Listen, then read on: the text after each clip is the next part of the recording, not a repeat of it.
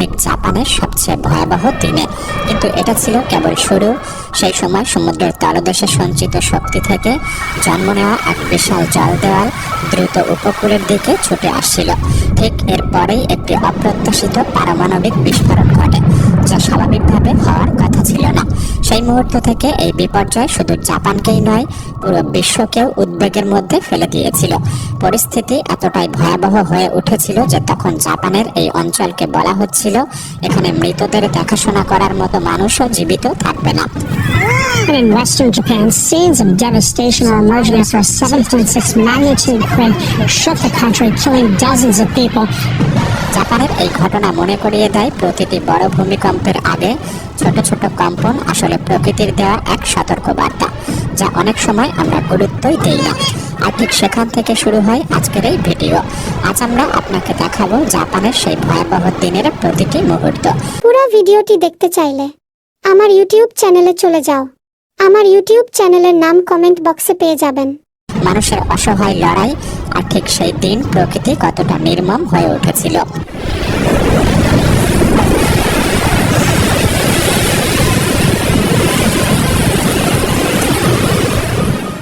যা শুনলে আজও বুকের ভেতর কেঁপে ওঠে। তাই ভিডিওটি সম্পূর্ণ দেখার অনুরোধ রইল। আর নতুন বন্ধুরা অবশ্যই পাশে থাকা সাবস্ক্রাইব লেখাটি প্রেস করে বেল আইকনের অল অপশন সিলেক্ট করুন। 9 মার্চ 2011 বড় বিপর্যয়ের ঠিক 2 দিন আগে প্রথম সতর্ক সংকেত দেখা গিয়েছিল। সেই দিন সকাল 11:45 সানরিকু উপকূলে 7.2 মাত্রার একটি ভূমিকম্প হয়। ভবন কেঁপে ওঠে, মানুষ কিছুক্ষণের জন্য আতঙ্কিত হয়। কিন্তু জাপানের মতো ভূমিকম্প প্রবণ দেশে এমন কম্পন খুবই স্বাভাবিক ছিল। তারপর দিনভর একই এলাকায় আবারও 3 বার ভূমিকম্প হয়। প্রতিটি মাত্রায় ছিল 6-এর থেকেও বেশি। সবকিছু দ্রুত আগের মতোই স্বাভাবিক হয়ে যাচ্ছিল। কেউই বুঝতে পারেনি এগুলি ছিল আসন্ন মহাবিপর্যয়ের আগাম ফিসফিসানি। 11 মার্চ 2011 দুপুর 2:45 জাপানের আর্লি ওয়ার্নিং সিস্টেম হঠাৎ প্রাথমিক পি ওয়েভ শনাক্ত করে। দেশের হাজার হাজার সিসমোমিটারের ডেটা একসাথে জরুরি সতর্কতা পাঠিয়ে দেয়। হাই স্পিড ট্রেন, কারখানার মেশিন বন্ধ করতে বলা হয়। স্কুলে শিশুদের ডেস্কের নিচে আশ্রয় নিতে বলা হয়। মিনিট খানিকের মধ্যেই মাটি কাঁপতে শুরু করে, এত জোরে যে সবাই বুঝে গিয়েছিল খুব ভয়াবহ কিছু ঘটতে চলেছে। 2:46 সমুদ্রের নিচে জন্ম নিল এক মহা ধস। 9.1 মাত্রার মেঘাথ্রাস্ট ভূমিকম্প 18 মাইল গভীরে তোহোকুর ওশিকা উপদ্বীপ থেকে প্রায় 45 মাইল দূরে। এরপর কম্পন অনুভূত হয় গোটা জাপান জুড়ে, এমনকি দেশের বাইরেও। তবে এই ভয়ঙ্কর ঘটনার এটা সবেমাত্র শুরু ছিল। উৎপত্তি স্থলের সবচেয়ে কাছে থাকার কারণে মিয়াগির কুরিহারা শহরে এই ভূমিকম্পের মাত্রা ছিল 7। এমনকি এই তীব্র কম্পনে কেঁপে ওঠে ইওয়াতে, ফুকুশিমা, ইবারাকি ও তোচিগো, এমনকি টোকিও পর্যন্ত কেঁপে যায়, যা ছিল উৎপত্তি স্থল থেকে প্রায় 232 মাইল দূরে। কিয়োটো ও ওসাকাতেও এই কম্পন টের পাওয়া যায়। এছাড়াও এই কম্পন চীন, রাশিয়া, তাইওয়ান পর্যন্ত পৌঁছে যায়। কম্পন এতটাই শক্তিশালী ছিল যে পুরো পৃথিবীর সিসমোমিটার একসাথে তার রেকর্ড করতে পেরেছিল। এমনকি পৃথিবীর ঘূর্ণন অক্ষ প্রায় 7 সেন্টিমিটার দুলে উঠেছিল। কয়েক মিনিট ধরে মাটি যেন থামছিলই না। আর তখন জাপান বুঝতে পারে প্রকৃতি সত্যি জেগে উঠেছে। কোনো প্রযুক্তি তাকে আজ থামাতে পারবে না। এক মা ও তার শিশু ঘরে ছিল যখন মাটি প্রচন্ড কাঁপতে শুরু করে। সবকিছু দুলে উঠতে দেখে তিনি বুঝলেন এটি বড় ধরনের ভূমিকম্প। তিনি ছেলেকে নিয়ে দ্রুত বাইরে বেরিয়ে আসেন এবং দেখতে পান চারদিকের মানুষ তখন ঘর থেকে ছুটে বেরিয়েছে। সবাই তাদের প্রিয়জনকে বাঁচানোর চেষ্টা করছে। তবে সেই সময় জাপানের সবচেয়ে ভয়ঙ্কর অংশটি তখনও শুরু হয়নি, কারণ সমুদ্রের নিচে শত শত বছর ধরে জমে থাকা চাপ সেদিন সম্পূর্ণ ভেঙে পড়েছিল। এরপর কম্পন থেমে গেলেও জাপান বুঝতে পারেনি যে প্রকৃত বিপর্যয় এখনো সামনে আসছে।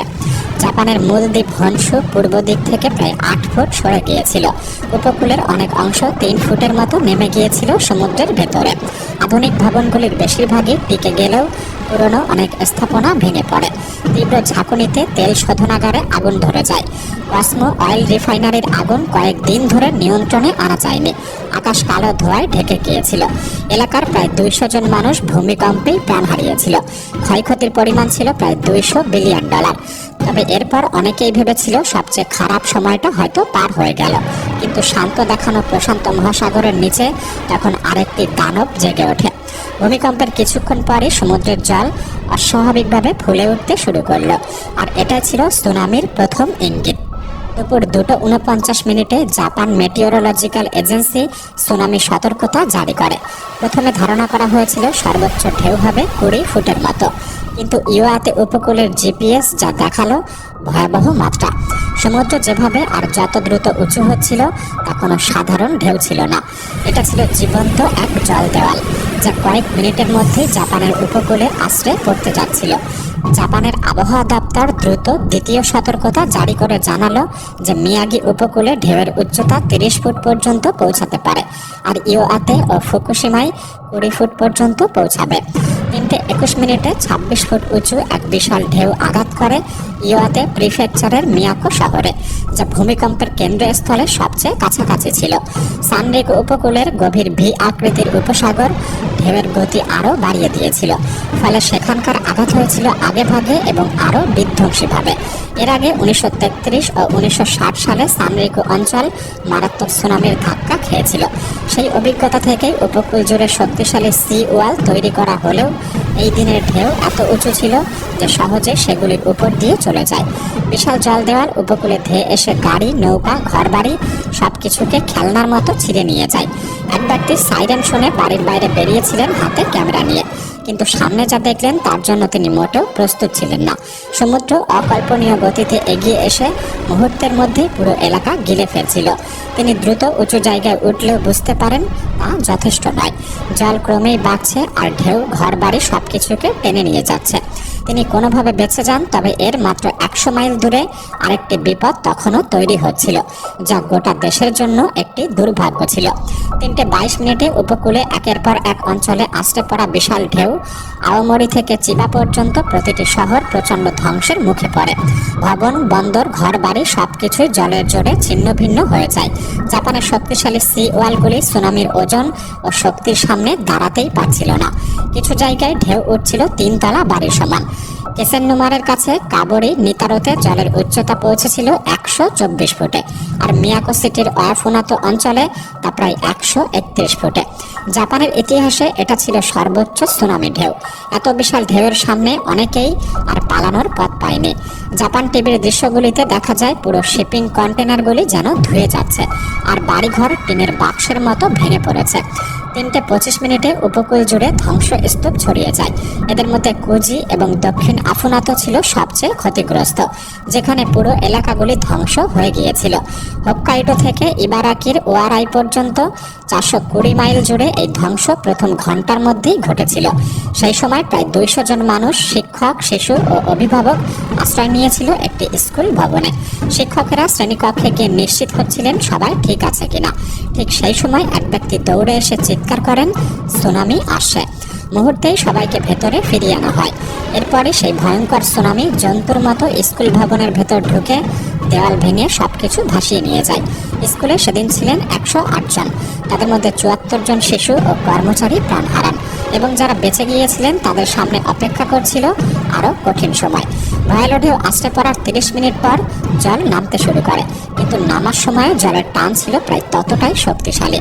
ধ্বংসস্তূপ, গাড়ি, ভাঙা ঘর সবকিছু আবার সমুদ্রে টেনে নিয়ে যাচ্ছিল।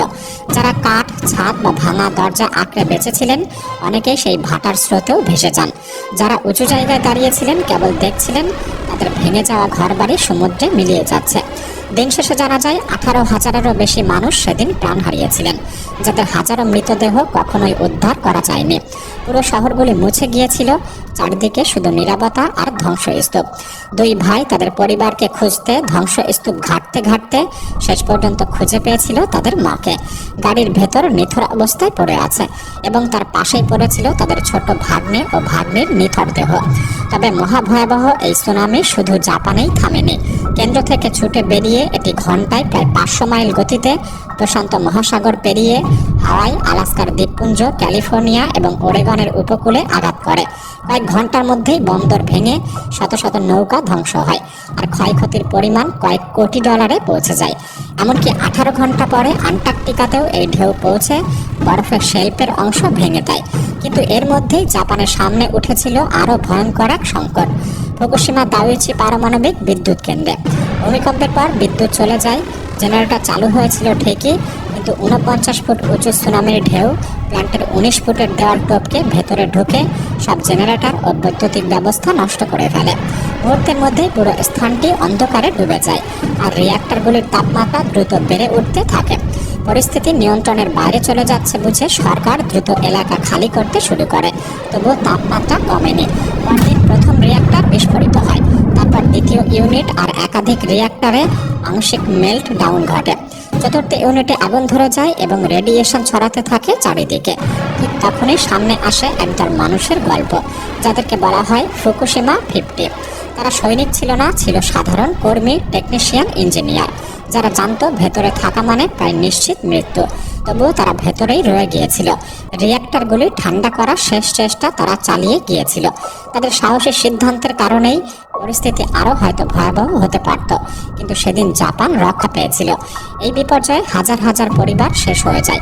অনেকেই তাদের প্রিয়জনকে হারিয়ে বছরের পর বছর ধরে অপেক্ষা করে গেছে। অনেকের দেহাবশেষ আজও পাওয়া যায়নি। বিশাল এলাকা জুড়ে রেডিয়েশন ছড়িয়ে পড়ে 1 লক্ষেরও বেশি মানুষ তাদের বাড়ি হারিয়েছিল। ফুকুশিমা দুর্ঘটনা আজও ইতিহাসের সবচেয়ে ব্যয়বহুল পারমাণবিক বিপর্যয়।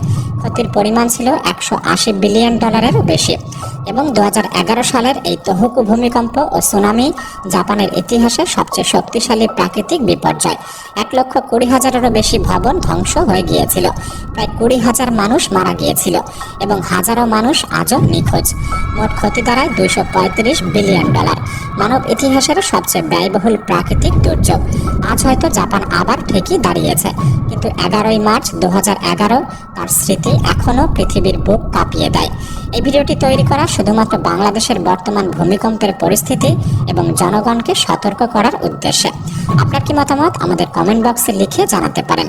ভিডিওটিতে একটি লাইক করতে পারেন, চ্যানেলটি সাবস্ক্রাইব করে রাখতে পারেন। তাহলে দেখা হচ্ছে পরবর্তী নতুন একটি এপিসোডে।